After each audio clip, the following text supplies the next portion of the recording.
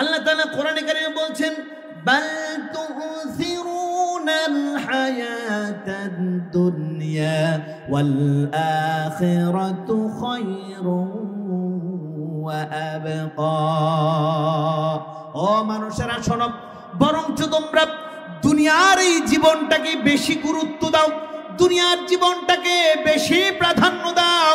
মনে রেখো, একজন মুমিনের জন্য, একজন মুত্তাকি ব্যক্তির জন্য, মুসলমানের জন্য এই দুনিয়ার জীবনের চাইতে আখিরাতের জীবন হলো সবচাইতে উত্তম জীবন। কথা বলেন ঠিক কিনা? চিল্লায়ে বলেন ঠিক কিনা?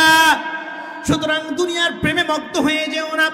আল্লাহর নবী মুহাম্মদুর রাসূলুল্লাহ সাল্লাল্লাহু আলাইহি ওয়াসাল্লাম বলেছেন, হুব্বুদ দুনিয়া রাসু কুল্লি খাতিআ। দুনিয়ার মুহাব্বত, দুনিয়ার জীবনের মুহাব্বত হলো সমস্ত গুনাহের মূল।